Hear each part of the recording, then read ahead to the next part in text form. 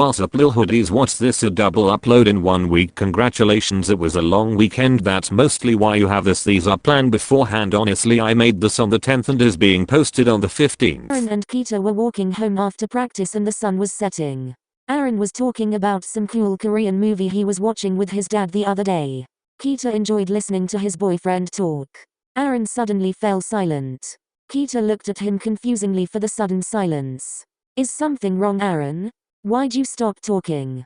I just want to know if you would like to come over. My parents aren't gonna be home and my little brother is at his friend's birthday party. It's a sleepover, so he won't be home until tomorrow afternoon. Would your parents be okay with me staying over when they're not around? Yeah, of course they will. They love you sometimes, I think, more than me. Aran replied, laughing. That's not true, they love you with all their heart. Aran let out a tired sigh. It was a joke, Kita. Oh, my apologies, I didn't mean to ruin your joke. Kita said, a small guilty feeling sitting lightly on his chest. Don't worry about it, I didn't exactly say it in a joking tone. So do you want to come over or would you rather I walk you to your street? No, I don't mind coming over, maybe you can show me that movie you were talking about. Kita said, getting out his phone so he could call his grandmother's house phone and tell her his plans for the night. Which caused him to miss the flush on Aran's cheeks and small amount of lust hidden in his eyes. The keys jingle as Aran unlocked the door, opening it wide and stepping aside for Kita to enter the home. Kita greeted the home even though he knew no one would be there. He felt like it would be rude and disrespectful not to. Taking off their shoes, they continued walking in the house. Would you rather go to the bedroom or the living room? Aran asked, turning his head towards his boyfriend, his face red. Aran always complained about how his little brother got the TV in the living room because he got home before him. The living room. Kita replied shortly. Aran's face turned into an even darker shade of red. Well, Kita, I didn't know you were like that. Honestly, I thought you would choose the bedroom. I like the idea of doing it on the couch, but I didn't think you would want our first time to be the couch. Aran laughed, rubbing the back of his head. First time? This wasn't the first time they've watched a movie together, so what did he mean? Does he mean the first time they watched something downstairs with only them? That doesn't seem right though. He said something about thinking that he would want it in his room. No matter how hard he thought about it, he couldn't figure it out. Kita, are you coming? Yes, I'm coming. It can't be that important, and if it is, he'll figure it out later. Kita thought, following Aran into the living room and sitting on the couch. Kita sat away from Aran, not far enough to give him space to stretch out if he wanted to. What movie do you want to watch? Aran asked him. Anything really, I don't mind what we watch, just no horror movies. I don't like them. Alright, no horror. Anything else? Not really.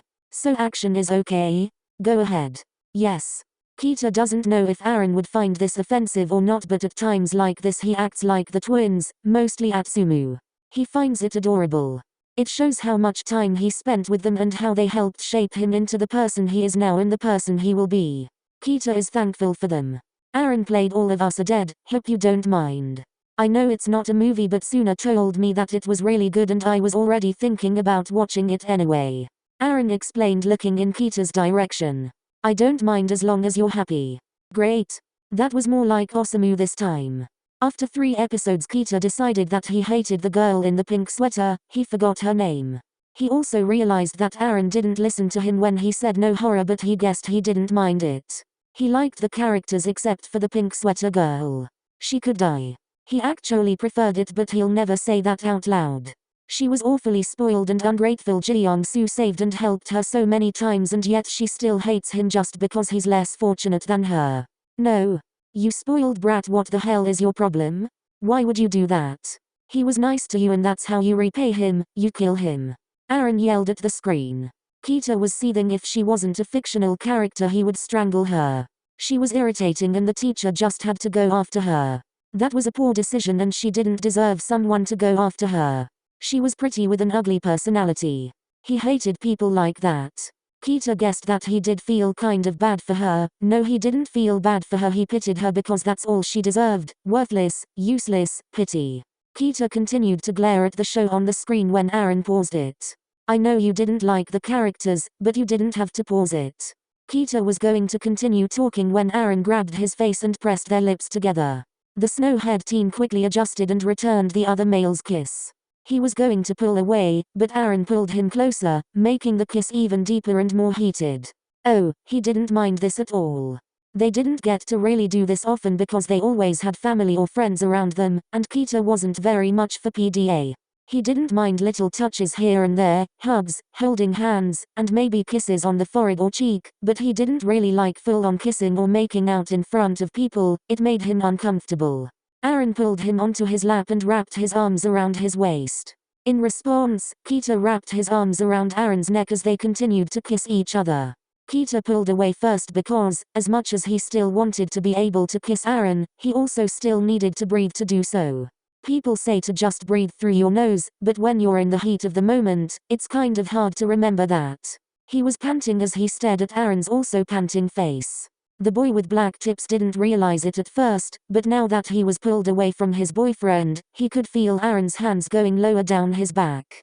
They stopped right above his butt, and Kita thought that those hands would stay there, so he went in for another kiss.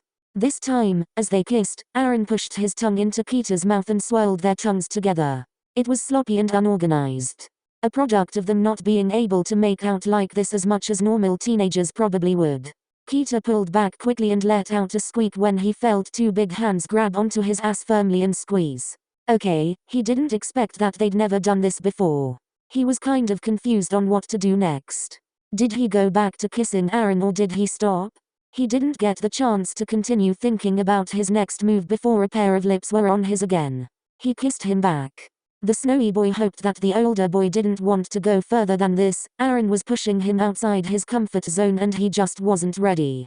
He wanted to stop before it could go any further, but before he could say anything, Aran changed their position and laid Kita on his back with him between his legs, grinding their hips together. Kita made a noise of surprise with their mouths still together, and it must have been taken as a sign of encouragement because one of Aran's hands moved on top of Kita's crotch and began to rub him through his uniform. Wait, is this what Aran meant earlier by first time? No, he didn't want this. He wanted to stop. Kita pushed against Aran's chest. Let go of Kita's lips and pulled away, letting him breathe. Sorry, was I crushing you or did you need air? Is something wrong? Aran could please get off of me. I think there was a miscommunication at some point and it needs to be addressed. Kita simply replied. Okay. Aran sat up and scooted away from the smaller male. Kita sat up as well and tried to ignore the bulge in his boyfriend's pants. So, I don't think we're on the same page. By inviting me over here, were you intending to have sex with me?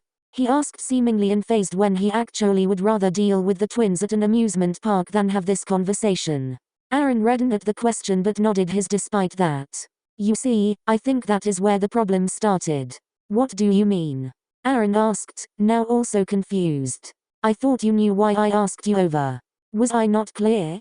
I'm so sorry if I confused you and if I made you uncomfortable. Aran continued to apologize and overall making a fool of himself. No, it's not completely your fault, it's also mine for not understanding what you were implying. You had been clear in your intentions, I just didn't recognize them for what they were. I thought you just wanted to watch TV in the living room since your brother always has it.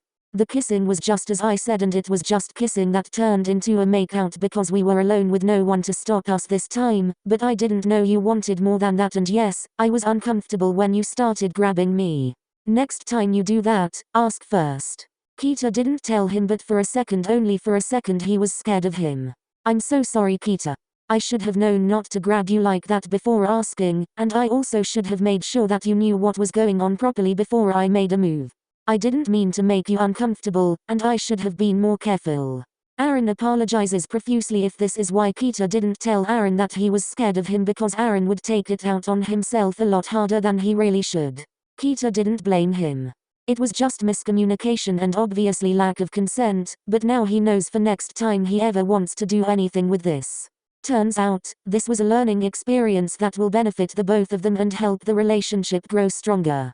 I'll be right back. I have to take care of something first. That's when Kita remembered that there is still a very obvious bulge in his boyfriend's pants, and waiting this long to take care of it must have been painful. Sure, go ahead, I'll wait here for you. Once Aran returned, an awkward and tense silence fell over them. Do you want me to continue playing the show or would you rather go home after this? Aran asked, still concerned about his boyfriend's mental state. Aran, I'm not afraid of you.